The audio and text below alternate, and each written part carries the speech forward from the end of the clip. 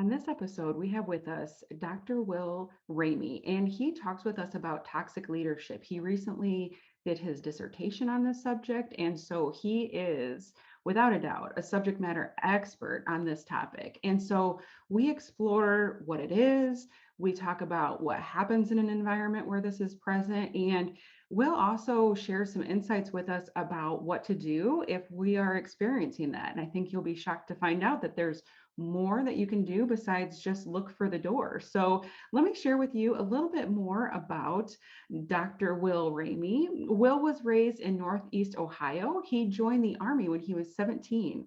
Will had a sense of duty to serve and was looking for fun, travel, and adventure. He had an eye opening 10-year career in uniform, serving as a military policeman, logistics officer, and space operations officer, deploying to Iraq, serving all across the country, and leading a variety of teams. He has worked in the commercial sector for Target Corporation and their distribution operation.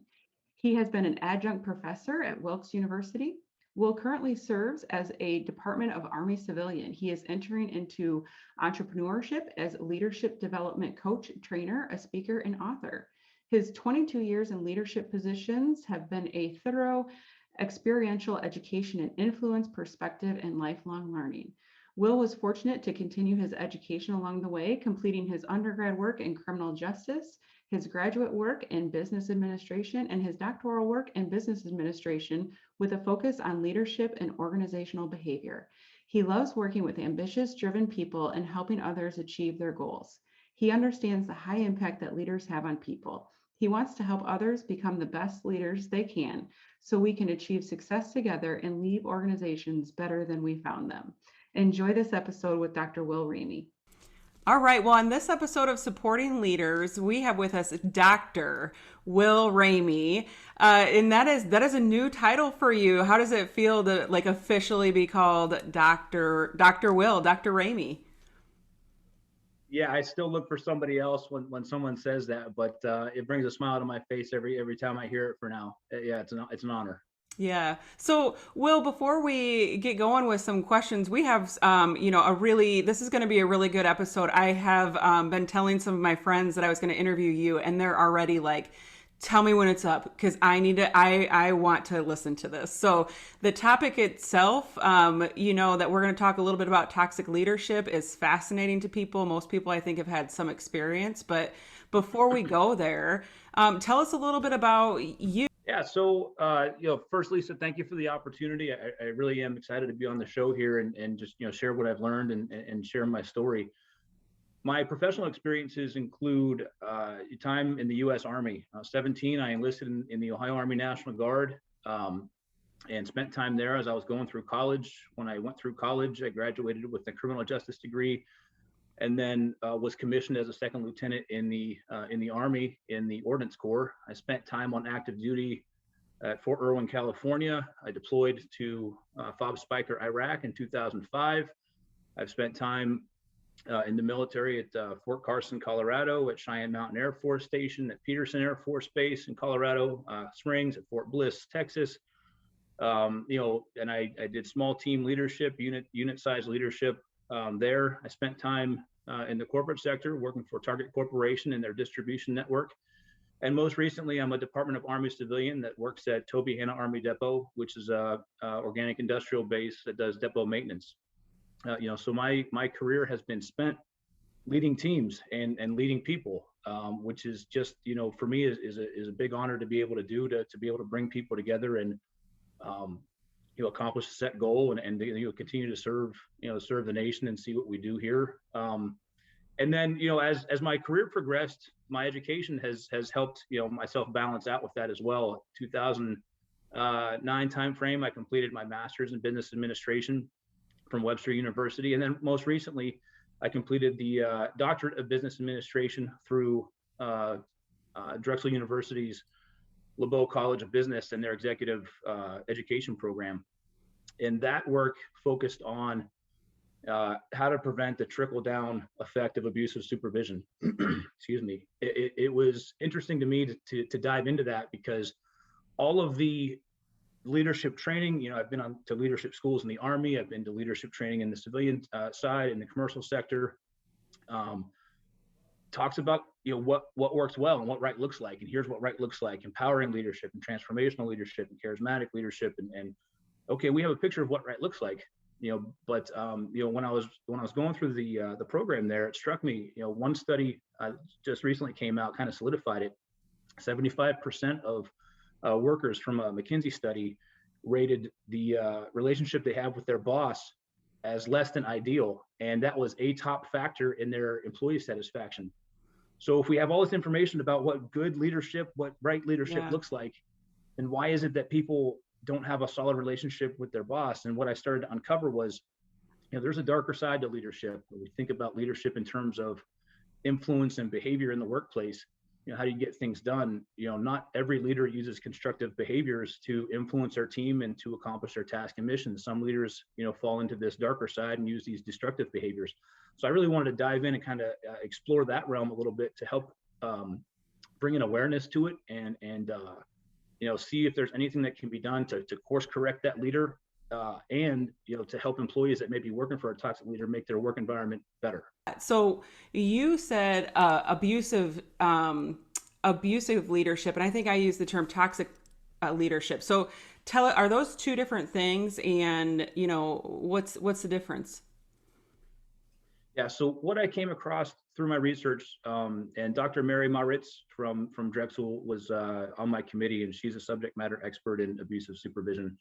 That is a construct of its in and of itself. So abusive supervision is the sustained display of hostile behaviors, non-physical behaviors in the workplace from a leader. So things like belittling your employees and threatening your employees, calling them incompetent, the threat of job loss if you don't perform and do this, and mistakes aren't tolerated, and those type things. So there is a definite sustained display, that time component, the frequency, the consistency of that behavior. Whereas toxic leadership, what I found, has, and there's some debate in research right now on how to really measure that construct and go about it. But what I found was toxic leadership, different construct, that has a component of abusive supervision, but also has other components of authoritarian style leadership. Someone that is micromanager to the nth degree. They have to have control over every decision and every function and every responsibility, on that team. There's a component of unpredictable and erratic behavior. So someone comes into work and the leader's having a bad day, and they just explode at every little thing for no explanation and no known reason whatsoever. And then there's a component in toxic leadership that of self-promotion, self-serving. And you see that with some people, that they'll step on their team and use them as a springboard to whatever's coming next, versus being, a leader that wants to grow their team and help bring people up and, build their replacement. So you have this synergy and this teamwork and cooperation going together. So those components, when they merge together, are what constitute this toxic leadership construct. So with that toxicity, there could be that sustained component, that frequency, but then sometimes, it's just, it may come, it may go, and context matters. Did you find, can you be a toxic or abusive leader to, one group, but not necessarily another group, or one individual employee, but not necessarily, or are you just in general, just a toxic leader or abusive leader? Yeah. So, what I found through research is that there's kind of different buckets of that. And, the answer to your question is kind of, it depends on the situation and context, but in generalized terms, I don't believe that leaders really understand how much of an impact they have on their teams and in what context that they have on their teams, right? So I am a firm believer, based on my time in the military, based on my time in working in the civilian world and the corporate sectors, that leaders' behavior set the tone, right? And you look at social learning theory and modeling and things like that, people are looking up to that leader for, what behavior to follow.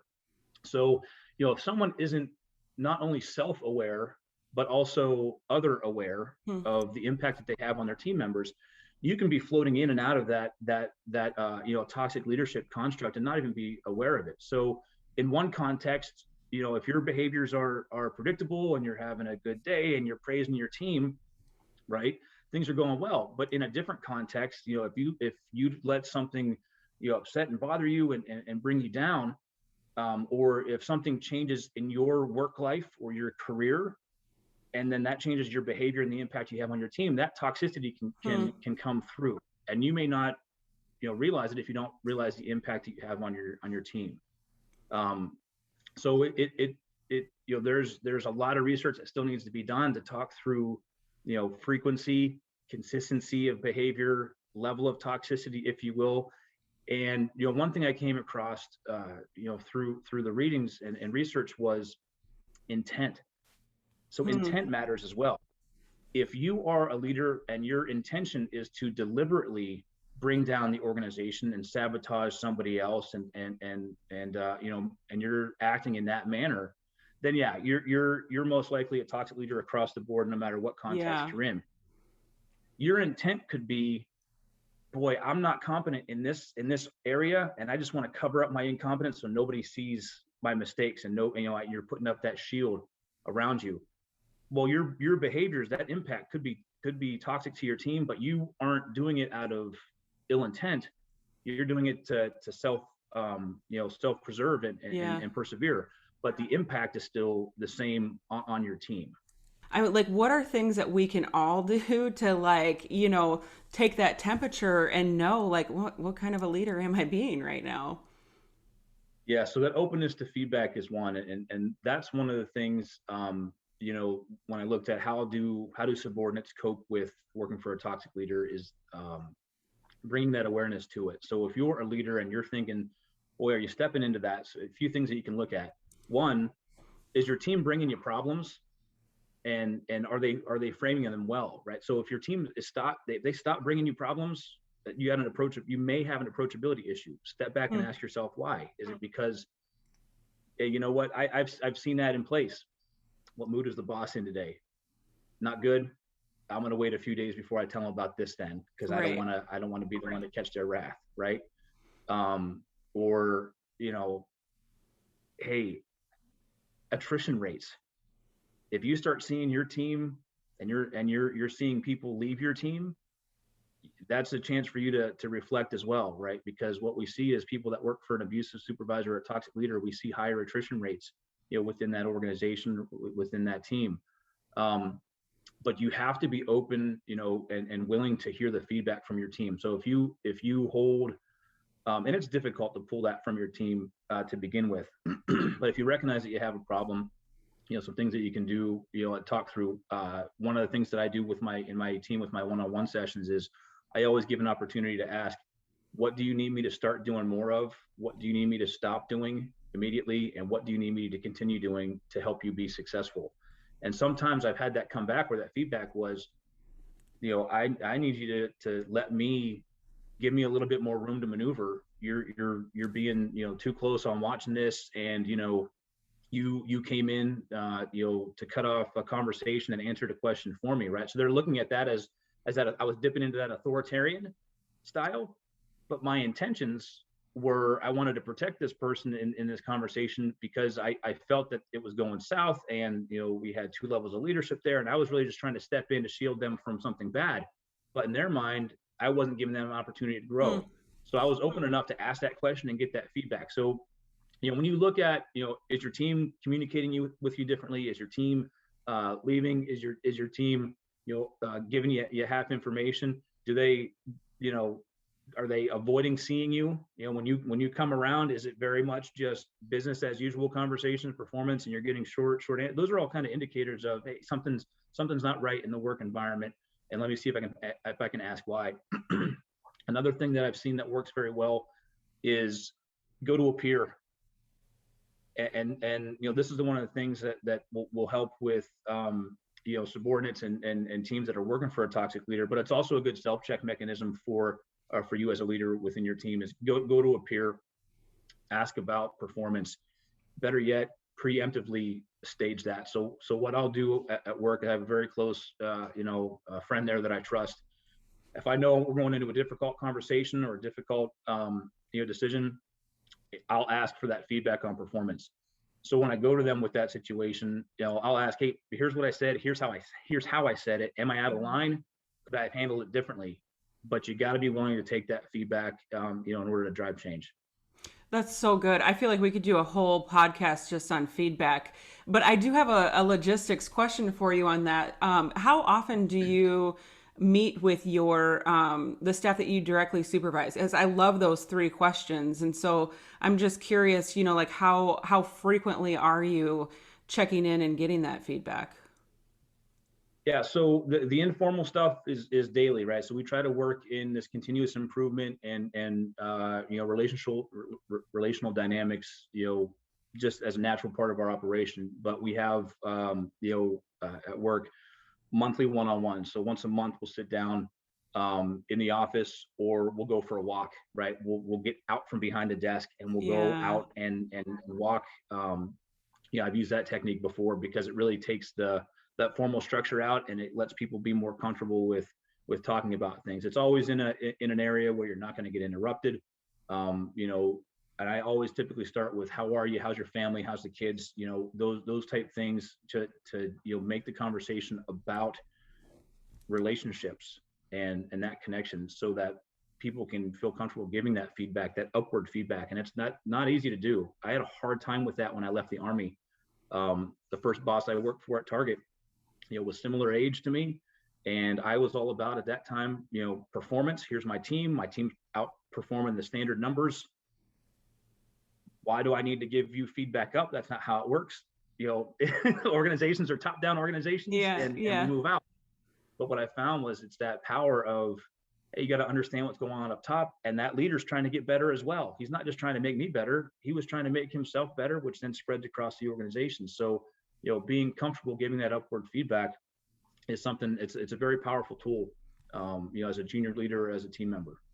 Yeah, so I'm just thinking about that too. Okay, somebody's listening and they're thinking, "Oh my gosh, yes, I can identify. I'm in a situation with somebody who is whether they're abusive or toxic." Like, what advice would you have for them on how they can maneuver that? Yeah, so there's a few things that you can do, and I'll start with not that direct confrontation, right? So one of the things that I've read through, and it came from Payal Sharma's work on power dynamics. So it's understand that power is fluid in organization. You may think that my boss has power because they control resources and they make decisions on career growth and potential and things like that. But those team members have power as well, because they're the ones that are performing and executing that work. So when you understand those power dynamics and you reach into your personal sources of power, you believe that you have control over certain things at work, and you can identify those and do the best you can with them. You believe that you are capable to perform your job. And then relational sources of power is that group and that network and that support network around you. So when you start to increase your value, and you increase your value by becoming a subject matter expert and acquiring knowledge or acquiring skill that your team needs to make yourself indispensable to that team, right? But the second part of that is building a coalition, building that team around you, right? So if you all are working for the same supervisor, that toxic leader, that abusive leader may be targeting one person or two people, but they may have a go-to person. So they may not treat people the same way, right? If their intentions are not good, and their intentions are to self-promote and move up, they're going to have a go-to person. They're going to have people that they dismiss. But if those team members can band together and create group unity and create that support network for each other to vent and come up with ways to deal with that boss, and then they make that team stronger, then that person doesn't have that one target to split. The team becomes indispensable. And Elijah Wee had a paper that was published that talked about when you have an approach operation to balancing power, that's kind of starts the spiral of leader reconciliation.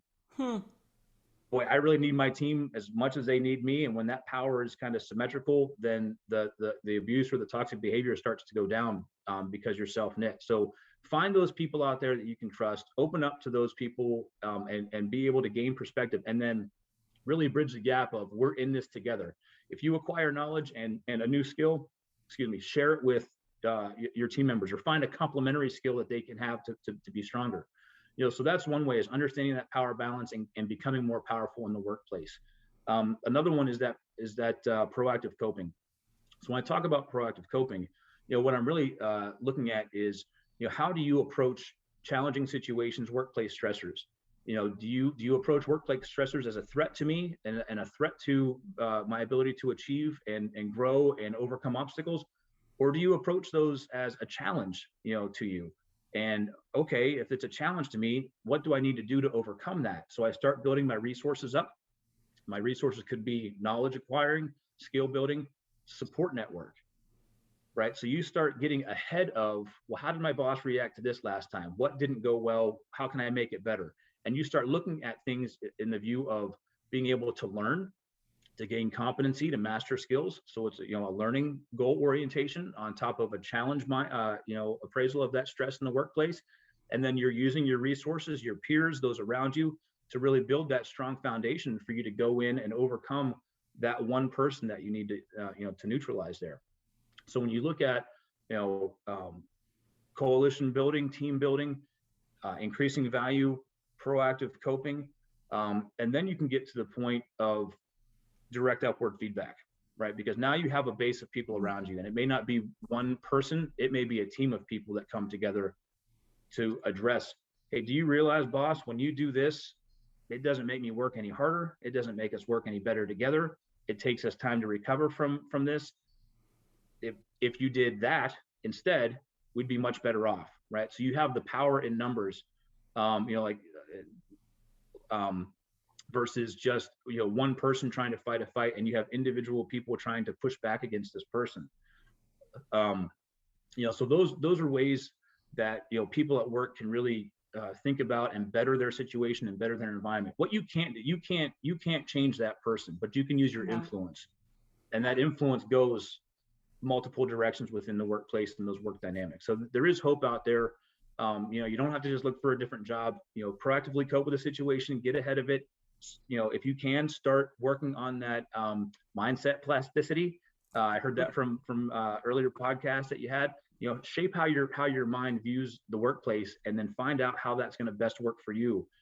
Work on learning on how to overcome those challenges, and know that they can be overcome. With time, effort, and resources. And then when you have that strong foundation, you have that team around you, provide that upward feedback. Because like I said, that leader may not even know the impact that their behavior is having on the team.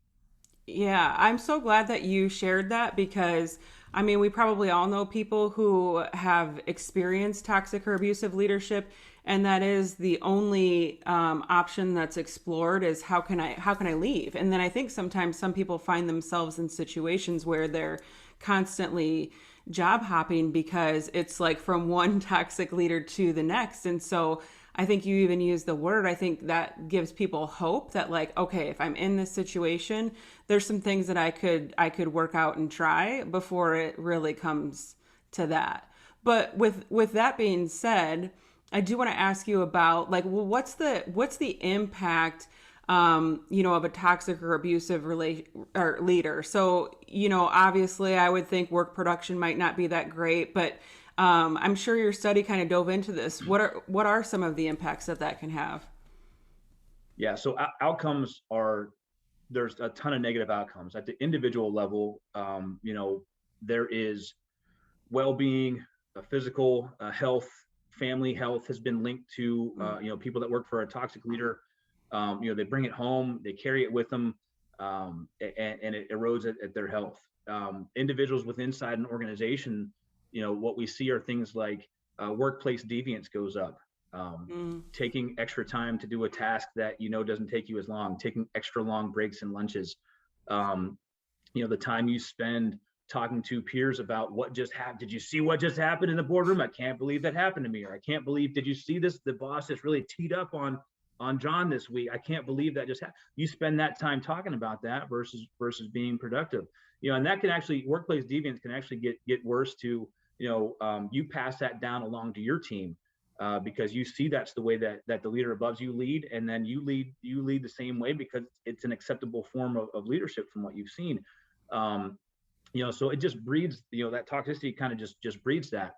The other negative outcomes you've seen are really, organizational citizenship behaviors.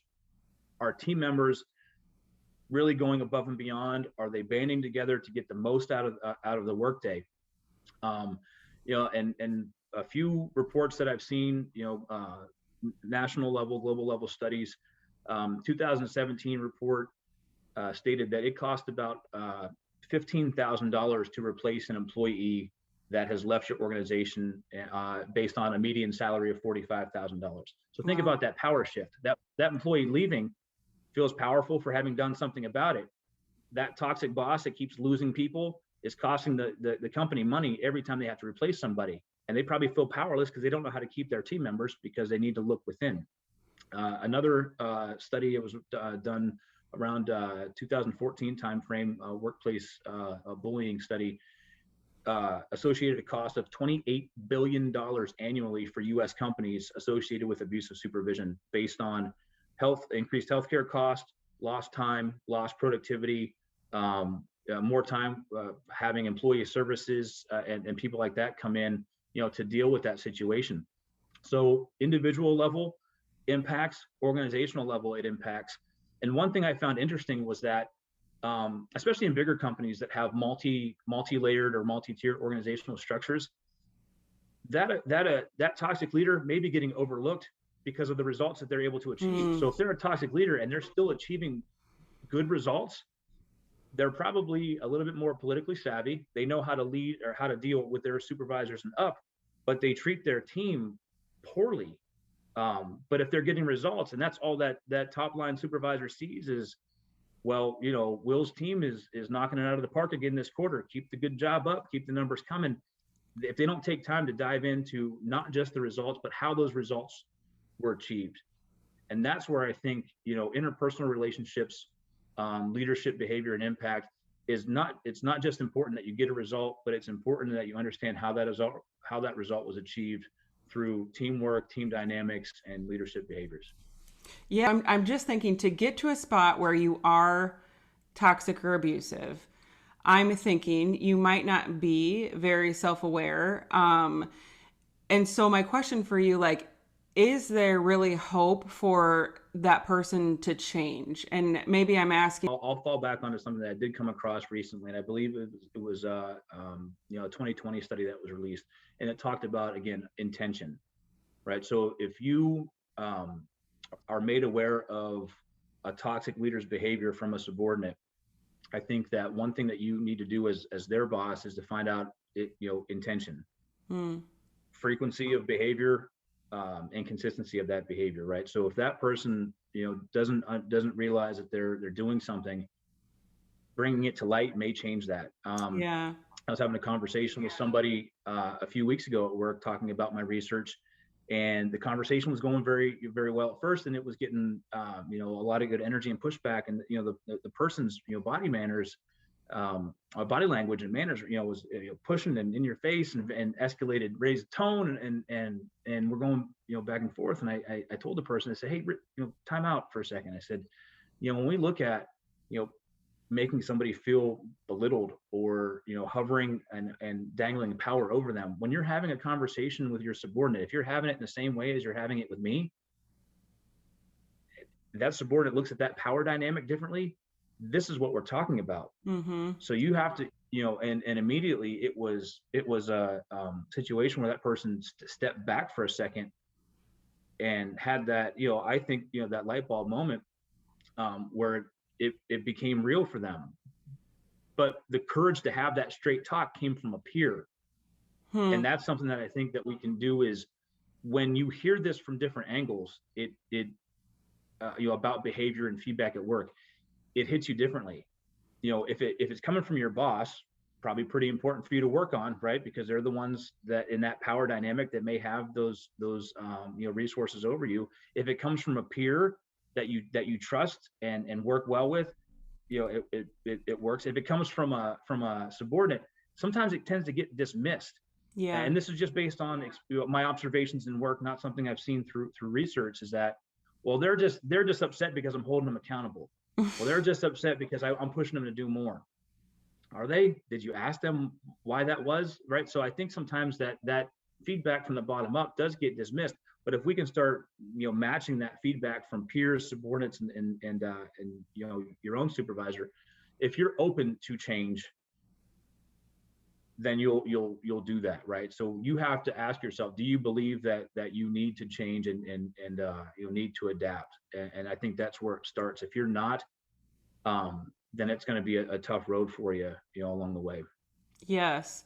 Well, I like this has been fascinating to me because I think part of my passion for leadership is because I think part of what you've talked about is it shows us how important it is to have quality leaders and for leaders to not be on that continuum of abusive and or toxic. And so I just appreciate you kind of shedding more light on this and sharing with us about this topic. But before we end the show, I have to ask the question. You just spent a whole bunch of time for probably the last many, many years diving into this and leadership, and you've been in leadership since you were 17. So what is it that you know for sure, Dr. Ramey, about leadership? So what I know for sure about leadership, two things. It's a people business. It's about people. It's an exchange. It's an interaction. It's a connection between the leader, subordinate leader, and team member along the way. And the other thing is that leadership takes practice. If you believe that leadership is the ability and process to influence people, then that can be practiced. And you're not going to get it right, but you got to get your reps in, and you got to get out and do it. You got to get out from behind a desk. You have to connect with people, take them for a walk, go see them in their space, make them feel comfortable. And that's not going to happen the way you expect it every time, every day, because we're dealing with human beings and they bring stuff in from home and everything. But leadership is about people and connection, and it takes practice, practice, practice. I love that. And again, what a message of hope there too, because I think sometimes leaders can beat themselves up when they make a misstep, but to know that, hey, that's part of the journey, and you practice and you learn from that misstep, and you continue to grow. So Dr. Ramey, thank you so much for being on the show. It was a pleasure to talk with you. Thank you. Absolutely. It was a great experience. And I thank you very much for the opportunity. Thanks for listening to the Supporting Leaders podcast. For more on supporting leaders, go to www.supportingleaders.org. Here you'll find links to the YouTube versions of our interviews and links to the podcast. You'll also find articles on leadership. To join in on the conversation, find the Supporting Leaders group on Facebook and find us on Instagram at Supporting Leaders.